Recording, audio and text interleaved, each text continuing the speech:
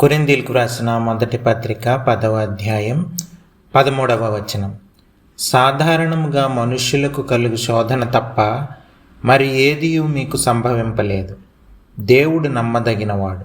మీరు సహింపగలిగినంత కంటే ఎక్కువగా ఆయన మిమ్మల్ని శోధింపబడనీయడు. అంతేకాదు, సహింపగలుగుటకు ఆయన శోధనతో కూడా తప్పించుకున్న మార్గమును కలుగజేయను. ప్రార్థన చేసుకుందాం. ప్రేమ కలిగిన మా పరలోకపు తండ్రి, మీ ఘనమైన అతి పరిశుద్ధమైన నామానికి వందనాలు, స్తోత్రాలు ప్రభువా. ఉదయకాల సమయంలో మీ సన్నిధికి చేరి మిమ్మల్ని స్తుతించి ఆరాధించడానికి, వాక్యపు వెలుగులో మమ్మల్ని మేము పరిశీలించుకోవడానికి దయచేసిన మరొక గొప్ప అవకాశాన్ని బట్టి, పునరుద్ధాన దినాన్ని బట్టి మిమ్మల్ని స్తుతిస్తూ మిమ్మల్ని ఆరాధిస్తూ గనపరుస్తూ ఉన్నాం. మీరేమై ఉంటున్నారో దాన్ని బట్టి మిమ్మల్ని స్తుతిస్తూ ఉన్నాం. మీ గొప్పతనాన్ని బట్టి, ఔన్నత్యాన్ని బట్టి, మీ ప్రేమను బట్టి, వాత్సల్యతను బట్టి, విశ్వాస్యతను బట్టి మిమ్మల్ని స్తుతిస్తూ ఆరాధిస్తూ గనపరుస్తూ ఉన్నాం. మా జీవితాల్లో మీరు చేస్తున్న ప్రతి మేలును బట్టి, ఉపకారాలను బట్టి ప్రభువా మీకు వందనాలు, స్తోత్రాలు తెలియజేస్తూ ఉన్నాం.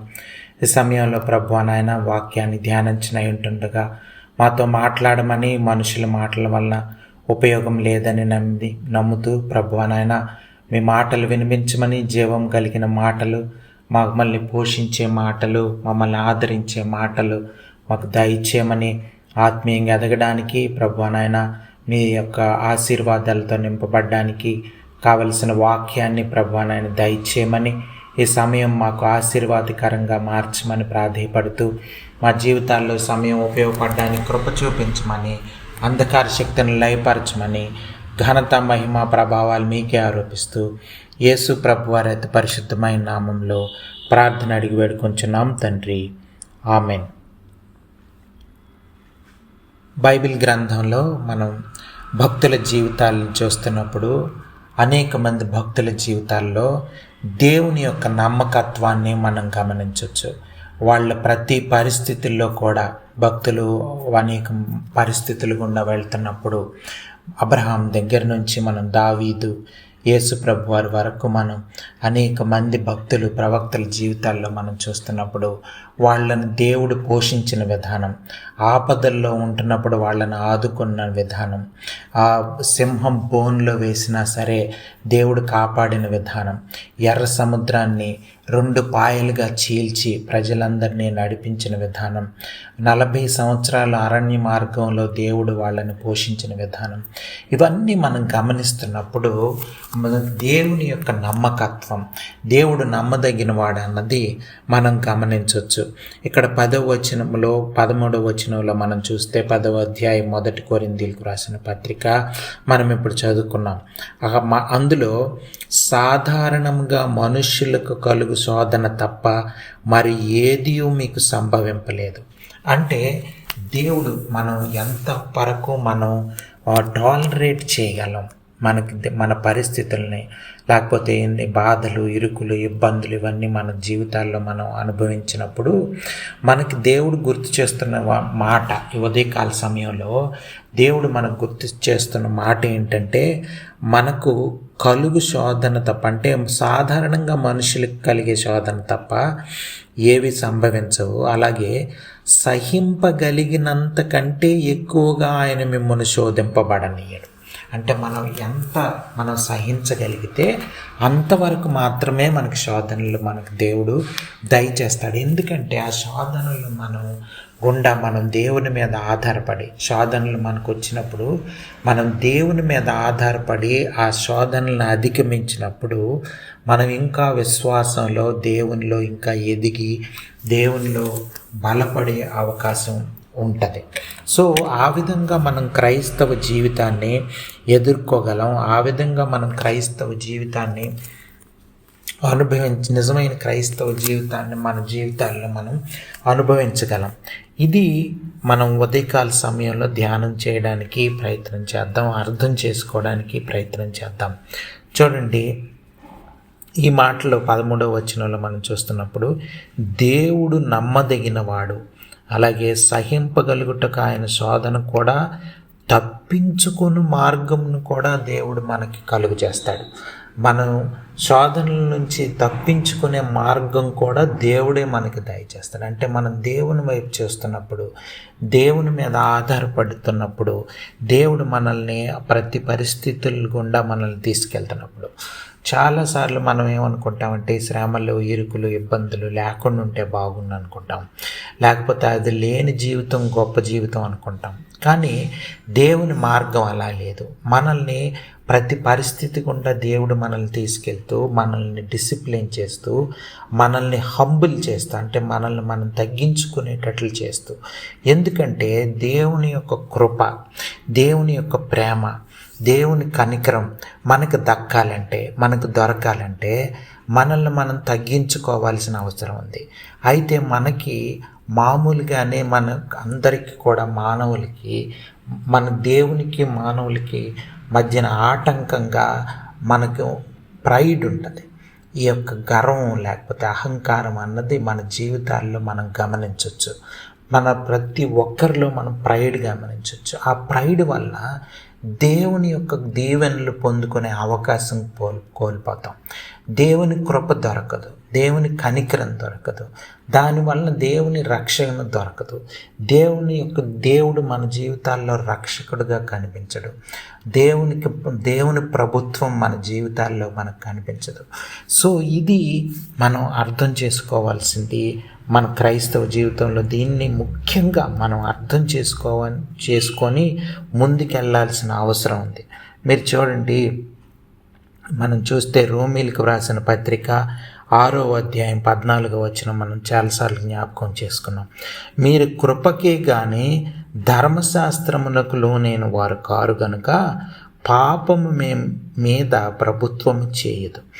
దేవుని కృప కానీ మన జీవితంలో ఉంటే, ధర్మశాస్త్రం కాకుండా మనం దేవుని కృప మీద మనం ఆధారపడి బ్రతుకుతూ ఉంటే పాపం యొక్క ప్రభుత్వం మన జీవితంలో ఉండదు.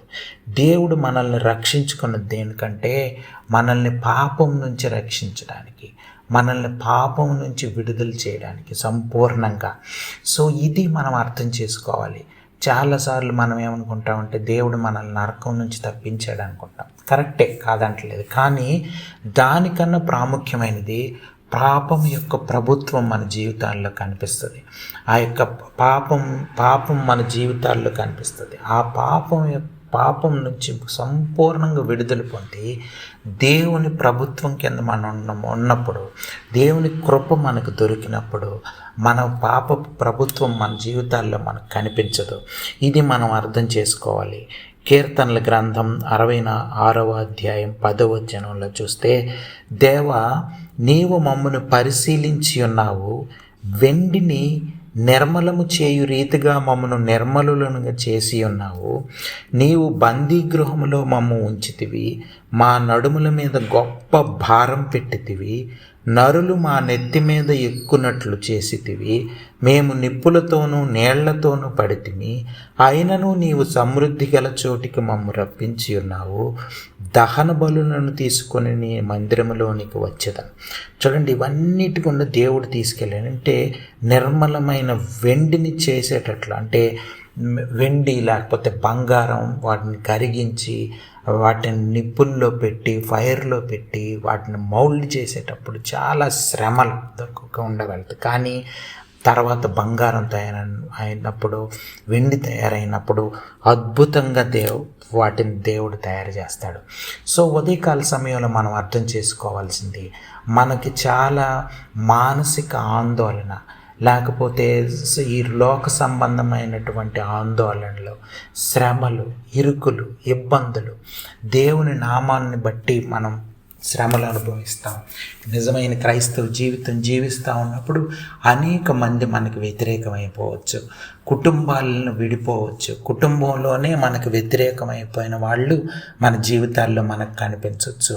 కానీ దేవుని మనం వైపు చూసినప్పుడు, దేవుణ్ణి వెంబడించినప్పుడు, దేవుడు నమ్మదగినవాడు అని మనం అర్థం చేసుకొని ప్రతి పరిస్థితుల్లో దేవుని మీద ఆధారపడినప్పుడు దేవుని యొక్క విడుదల, దేవుడు మన జీవితాల్లో రక్షకుడిగా, దేవుని యొక్క ప్రభుత్వాన్ని మనం గమనించవచ్చు. ఇది నిజమైన క్రైస్తవ జీవితం జీవించే విధానం. ఈ రోజుల్లో మనం చూస్తే వ్యక్తిగత జీవితాలు ఆ విధంగా లేవు. దేవుని ప్రభుత్వం కనిపించదు. పాపం యొక్క ప్రభుత్వం మన జీవితాల్లో కనిపిస్తూ ఉంటుంది. ఇంకా పాపంలో పడిపోతూ ఉంటాం. ప్రతిసారి కూడా చేసిన తప్పులే చేస్తూ పాపంలో పడిపోతూ బ్రతుకుతూ ఉంటాం. దానికి కారణం ఏంటంటే దేవుని కృప మన జీవితాల్లో లేకపోవడం, దేవుని యొక్క కనికరం మన జీవితాల్లో లేకపోవడం. దానికి కారణం దేవుని మీద ఆధారపడకుండా సొంతగా జీవించడం. ఒక భక్తుడు ఏం చెప్పారంటే, ఫ్యాన్ తిరుగుతూ ఉందనుకోండి, అంటే ఫ్యాన్ కరెంట్ పవర్ లేకుండా ఊరకనే చేతితో తిప్పాలనుకోండి, గాలి కోసం ఎంత తిప్పినా సరే మనకి గాలి ఎక్కువగా రాదు. అది అలా కాకుండా మనం పవర్ సప్లైకి అప్లై చేసుకొని వాళ్ళ నుంచి మీటర్ అవి తెచ్చుకొని గవర్నమెంట్ నుంచి మనం ఇంట్లో పవర్ కనెక్షన్ పెట్టుకొని ఫ్యాన్ స్విచ్ ఆన్ చేసేస్తే ఆటోమేటిక్గా ఫ్యాన్ తిరుగుతూ ఉంటుంది. దాని గాలిని మనం అనుభవించవచ్చు. సో ఇక్కడ మనం అర్థం చేసుకోవాల్సింది ఏంటంటే, దేవుని శక్తి, ఆ ఎలక్ట్రికల్ పవర్ ఎట్లుందో అలాగే దేవుని శక్తి మన జీవితాల్లో లేకపోతే క్రైస్తవ జీవితం ముందుకెళ్ళడం కష్టం. మనం సొంతంగా ఎన్ని నియమనిష్టలు చేసినా, ఎంత నియమాలు పాటించి ఎంత పరిశుద్ధంగా జీవించాలని సొంత ప్రయత్నాలు చేసినా కొనసాగదు క్రైస్తవ జీవితం అనేది దేవుని శక్తి మీద అన్ని ఆధారం చేసుకొని బ్రతికేది. ఇది మనం అర్థం చేసుకోవాలి. అందుకనే చూడండి, నిశ్చయంగా దేవుడు నా మనవి అంగీకరించి ఉన్నాడు, ఆయన నా విజ్ఞాపన ఆలకించి ఉన్నాడు. దేవుడు నా ప్రార్థనను తోసివేయలేదు, నా యొద్ద నుండి తన కృపను తొలగింపలేదు, ఆయన సన్నుతింపబడునుగాక. ఇది 66వ కీర్తనలో కొన్ని చివరి వరకు చదివిన 20వ వచనం. తన కృపను తొలగింపడు, ఎందుకంటే మనం చేసిన ప్రార్థనను తోసివేయడు, కృపను ఉంచుతాడు. ఆయన ఆ విధంగా చూడండి, మనం ఆ శ్రమల గుండా వెళ్తున్నప్పుడు భక్తునికి, ఆ కీర్తనకారునికి కలిగినటువంటి అనుభవాన్ని ఇక్కడ చేస్తున్నాడు. దేవుని యందు భయభక్తులు, 16వ వచనం, భయభక్తులు గల వారలారా మీరందరూ వచ్చి ఆలకించడి, ఆయన నా కొరకు చేసిన కార్యములను నేను వినిపించదను, ఆయనకు నేను మొర్రపెట్టి తిని అప్పుడే నా నోట శ్రేష్టమైన కీర్తన ఉండెను. ఇది మనం ఉదయకాల సమయంలో అర్థం చేసుకోవాలి. క్రైస్తవ జీవితం అనేది దేవుని యొక్క కృప మీద ఆధారపడుతూ, దేవుణ్ణి స్తుతిస్తూ, ఘనపరుస్తూ, దేవుని కార్యాలని జ్ఞాపకం చేసుకుంటూ మన జీవితాల్లో క్రైస్తవ జీవితం ప్రారంభించినప్పటి నుంచి మన జీవితాల్లో మనం పరిశీలించుకుంటే దేవుడు అనేకమైన కార్యాలు మన జీవితాల్లో చేసి ఉంటాడు. అనేక సార్లు మనల్ని రక్షించుంటాడు. అనేక సార్లు మనకి దేవుని యొక్క భద్రతను మనం చూసుంటాం. సో వీటన్నిటిని బట్టి మనం దేవునికి కృతజ్ఞతాస్తుతులు చెల్లించాల్సిన అవసరం ఉంది. దేవుని మీద ఆధారపడి బ్రతకాల్సిన అవసరం ఉంది. మీరు చూడండి, కొరింథీయులకు రాసిన పత్రిక 15వ అధ్యాయం మనం చూస్తే చూడండి, పౌలు భక్తుడు చెప్తున్నాడు 10వ వచనంలో, కొరింథీయులకు రాసిన మొదటి పత్రిక 15వ అధ్యాయం 10, అయినను నేనేమై ఉన్నానో అది దేవుని కృప వలననే అయ్యున్నాను, మరియు నాకు అనుగ్రహింపబడిన ఆయన కృప నిష్ఫలము కాలేదు, కానీ వారందరికంటే నేను ఎక్కువగా ప్రయాసపడి తిని. చూసారా, దేవుని కృప వలనే అయ్యున్నా అంటే ఎలాగా ఈ మాట పౌలు భక్తుడు చెప్పగలుగుతున్నాడు అంటే, ఇప్పుడు నేను ఇన్ని శ్రమలు అనుభవించి, ఇన్ని కష్టాలను ఎదుర్కొని, ఎంతగా దేవునిలో ఎదగడానికి, దేవునిలో విశ్వాసంలో ఎదగడానికి, వీటన్నిటికీ కారణం అంటే నేను ఇప్పుడు ఎలాగున్నానో దానికి కారణం దేవుని కృపే. అంటే నేనైతే ఇటువంటి శ్రమలు సహించలేను. ఇది కేవలం దేవుని కృప వల్లనే శ్రమలు సహించాను. దేవుని కృప వల్లనే సంఘాలు స్థాపించగలిగాను. దేవుని కృప వలనే అనేక మందిని దేవుని వైపు ఆకర్షింపబడ్డానికి పరిశుద్ధాత్మ దేవుని సహాయంతో పరిచర్య చేయగలిగాను అని పౌలు భక్తుడు నేనేమై ఉన్నాను అది దేవుని కృపే అని చెప్తున్నాడు. ఇది ప్రతి క్రైస్తవుడు చెప్పాలి. అంటే ప్రతి క్రైస్తవుడు కూడా ఇటువంటి మాట చెప్పగలిగే పరిస్థితి ఉండాలి. అంటే మనం ఊరకనే చాలాసార్లు అంటాం దేవుని కృపేనండి అని, కానీ నిజంగా దేవుని కృపను ఆధారం చేసుకునే బ్రతుకుతున్నామా? అలా చాలామంది బ్రతకరు. ధనాన్ని ఆధారం చేసుకుంటారు, లేకపోతే విద్యను ఆధారం చేసుకుంటారు, లేకపోతే ఈ లోకపు ఉద్యోగాలు, లేకపోతే ఈ లోకపు పనులు, వాటి మీద. అలాగని చదువుకోకూడదని, ఉద్యోగం చేయకూడదని నా ఉద్దేశం కాదు, కానీ వాటి మీద ఉన్న నమ్మకం దేవుని మీద మనకు నమ్మకం ఉండదు. సో మనం దేవుని కృప మీద ఆధారపడి బ్రతకాల్సింది క్రైస్తవ జీవితం. మనకి మన అవసరతలన్నిటి కొరకు దేవుని మీద ఆధారపడాలి. ఒక దైవ సేవకుడు ఏం చెప్తున్నాడంటే, నా పరిచర్యలో నేను గమనించింది, నాకు ఎంత అవసరమైతే అంత దేవుడు ఇచ్చాడు. నాకు 5,000 అవసరమైనప్పుడు, లేకపోతే 500 అవసరమైనప్పుడు దేవుని మీద ఆధారపడినప్పుడు కరెక్ట్గా నా అవసరతను 500 తీర్చాడు. 5,000 అవసరమైనప్పుడు 5,000 ఇచ్చాడు. అలాగే 50,000 అవసరమైనప్పుడు, 5 లక్షలు అవసరమైనప్పుడు కూడా దేవుడు ఇచ్చాడు. కానీ ప్రతి విషయంలోనూ నేను దేవుని మీద ఆధారపడ్డాను అని ఆయన చెప్తున్నాడు. అంటే మనం చాలాసార్లు మనుషుల వైపు చూస్తాం, మన సొంత ఆలోచనల మీద బ్రతకాలని చూస్తాం, సొంత నిర్ణయాలు తీసుకోవాలని చూస్తాం. కానీ దేవుని మీద ఆధారపడినప్పుడు అద్భుత రీతిగా మనల్ని పోషించి, మనల్ని నడిపించి, మన పరిచర్యలను నిజంగా మనం చేయాల్సిన పరిచర్య దేవుని చేత ప్రారంభించబడాలి, దేవుని చేత నడిపించబడాలి అని మనం అర్థం చేసుకోవాలి. మన సొంత జ్ఞానం, సొంత తలంపులు, మానవ తలంపులు, లోక తలంపులు మనం పరిచర్యలో పెట్టడానికి ప్రయత్నం చేస్తాం. కుటుంబ జీవితాల్లో మన పిల్లల్ని మన పిల్లల విషయంలో చాలాసార్లు దేవుని మీద మనం ఆధారపడడం, దేవుని వైపు చూడడం, అటువంటి జ్ఞానం మనకు ఉండదు. కానీ మనం ఈ ఉదయకాల సమయంలో మనం నేర్చుకోవలసిన గొప్ప పాఠం, పౌలు భక్తునిలాగా మనం చెప్పగలగాలి, నేనేమై ఉన్నానో అది దేవుని కృప వల్లనే అయి ఉన్నాను. చూడండి, నాకు అనుగ్రహింపబడిన ఆయన కృప నిష్ఫలం కాలేదు. కానీ అంటే మిగతా శిష్యులందరికంటే పౌలు భక్తుడు ఎక్కువ పరిచర్య చేయడానికి, ప్రయాసపడడానికి దేవుడు కృప చూపించాడు. అదేదో పౌలు భక్తుని యొక్క గొప్పతనం కాదు, దేవుడు ఆయన వాడుకున్న విధానం, దేవుని కృప ఆయన జీవితంలో పనిచేసిన విధానం, అది మనకు ముందుంచుతున్నాడు. మనం కూడా ఉదయకాల సమయంలో నేర్చుకోవాల్సింది, దేవుడు నమ్మదగిన వాడు అని అర్థం చేసుకొని దేవుని కృప మీద ఆధారపడి పాపము యొక్క ప్రభుత్వం నుంచి సంపూర్ణ విడుదల పొంది దేవుని ప్రభుత్వంలో బ్రతకాలని మనం ఉదయకాల సమయంలో తీర్మానించుకోవాలండి. ఇది మనం అర్థం చేసుకోవాల్సింది. చూడండి, హెబ్రీయులకు రాసిన పత్రికలో ఒక మాట ఉంది, 4వ అధ్యాయం చదువుతున్నాను చూడండి, 13వ వచనం.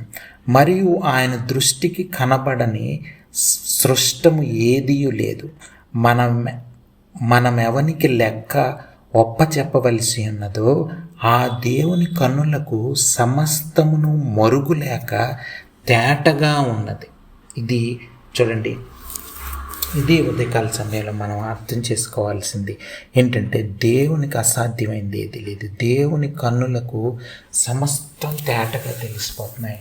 కాబట్టి ఆయన నమ్మదగిన వాడు, కాబట్టి ఆయనకి ప్రతిదీ సర్వజ్ఞాని, కాబట్టి ఆయన ప్రతిదీ దృష్టించగలడు. కాబట్టి మన ప్రతి పరిస్థితి ఆయనకి ఇప్పుడున్న పరిస్థితి తెలుసు, రాబోయే కాలంలో మన జీవితాల్లో జరగబోయే పరిస్థితులు తెలుసు. కనుక మనం దేవుని వైపు చూసి దేవుని మీద ఆధారపడి బ్రతకడం తప్ప, క్రైస్తవులు అనేవాళ్ళు ప్రతి ఒక్కళ్ళు కూడా సంపూర్ణంగా దేవుని మీద ఆధారపడి బ్రతకాల్సిన అవసరం ఉంది. చూడండి, 15 వచనం చదువుతున్నాను.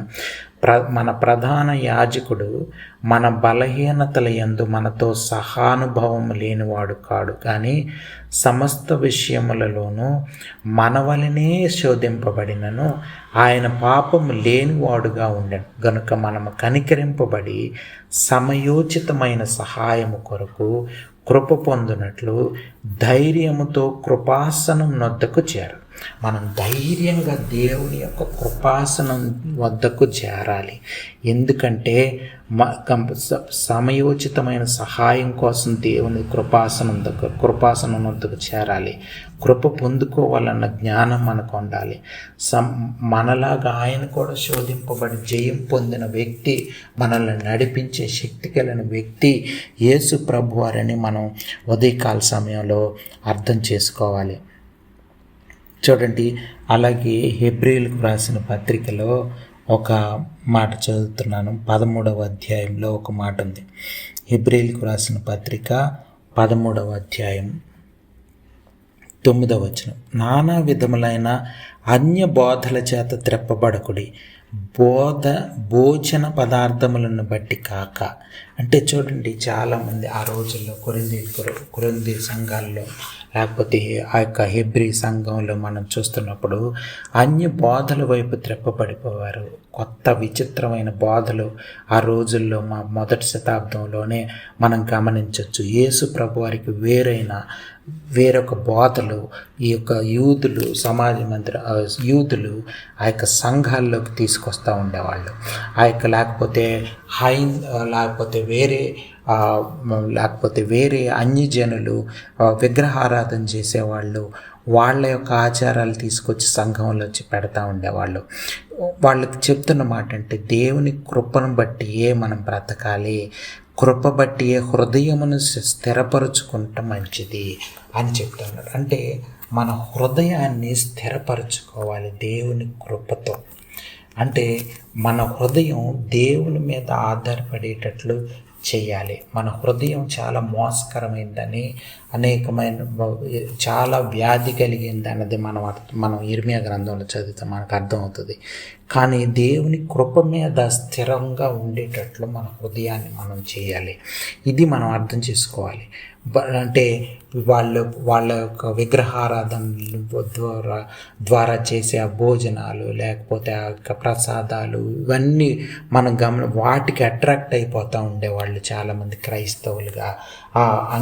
దేశ ప్రభు వారి మార్గంలో ఉంటున్న వాళ్ళు కూడా వాళ్ళకి చెప్తున్నాడు ఏంటంటే అందులో లేదు, దేవుని కృపలో ఉంది క్రైస్తవ జీవితం. హృదయం దాని మీద స్థిరపరచబడేటట్లు చేసుకోండి. వీటి వలన, ఈ ఆచారాల వలన, ట్రెడిషన్స్ వల్ల లేకపోతే అటు ఇటు మనం కొత్త బోధలు కొత్త విధానాల వల్ల మనకి ఏ ప్రయోజనం ఉండదు, మనకు నష్టం జరుగుతుంది, క్రైస్తవ జీవితం జీవించడానికి ఆటంకంగా ఉంటాయని పౌలు భక్తుడు యొక్క ఉదయకాల సమయంలో మనకి జ్ఞాపకం చేస్తూ ఉన్నాడు. కొరింథీ సంఘానికి చెప్పిన మాటల ద్వారా లేకపోతే హెబ్రీ సంఘానికి చెప్పిన మాటల ద్వారా ఇది మనం ఉదయకాల సమయంలో అర్థం చేసుకొని మన జీవితాలు కొనసాగించుకోవాలని దేవుడు మనకి ఉదయకాల సమయంలో చెప్తా ఉన్నాడు. సో చూడండి, సైతాన్ ఏం చేస్తాడంటే మనల్ని పాపం యొక్క ప్రభుత్వంలో ఉంచడానికి ఇష్టపడతాడు. పేతురు రాసిన పత్రికలో ఒక మాట ఉంది, మనకు తెలిసిన మాట. 5వ అధ్యాయం 8వ వచనం. 1 పేతురు 5వ అధ్యాయం 8వ వచనం. నిబ్బరమైన బుద్ధి గలవారమై మెలకువగా ఉండుడి, మీ విరోధి అయిన అపవాది గర్జించు సింహము వలె ఎవరిని మింగుదునా అని వెదుకుచు తిరుగుచున్నాడు.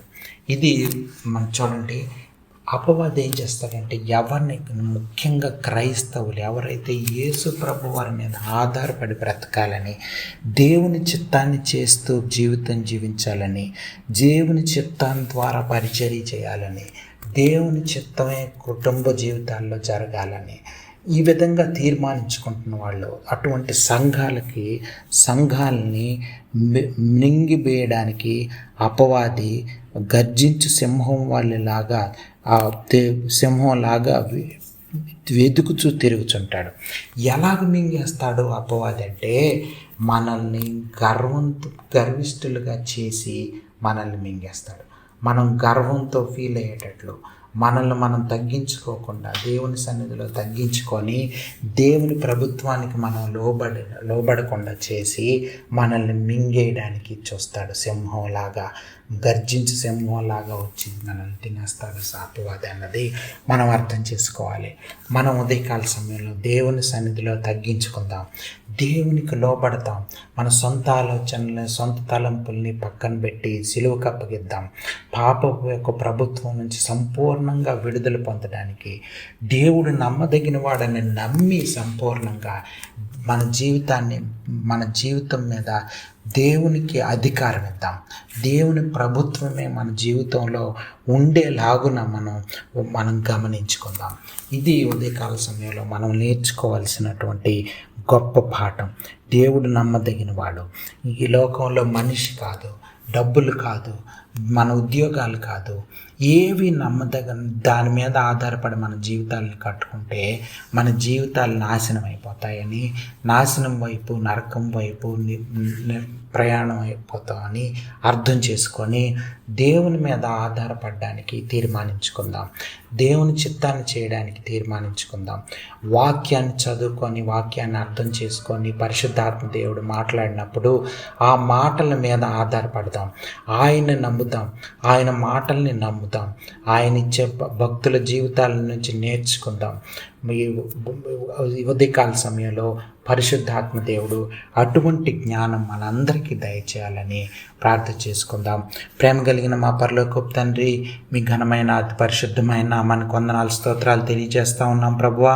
ఉదయకాల సమయంలో మీ సన్నిధికి చేరి మిమ్మల్ని స్తుతించడానికి దయచేసిన అవకాశాన్ని బట్టి, అలాగే సమయంలో వాక్యపు వెలుగులో మమ్మల్ని మేము పరిశీలించుకోవడానికి దయచేసిన మరొక అవకాశాన్ని బట్టి, ఈ వాక్యాన్ని భద్రపరచమని, మీరు నమ్మదగిన వాడని నమ్మడానికి, మీ మీద ఆధారపడి బ్రతకడానికి కావలసిన విశ్వాసం, ధైర్యం దయచేయమని, అటువంటి జ్ఞానంతో మా హృదయాలు మమ్మల్ని నింపమని, ఘనత, మహిమ, ప్రభావాలు మీకే ఆరోపిస్తూ యేసు ప్రభువారి అయితే పరిశుద్ధమైన నామంలో ప్రార్థన అడిగి వేడుకొంచున్నాం తండ్రి. ఆమెన్.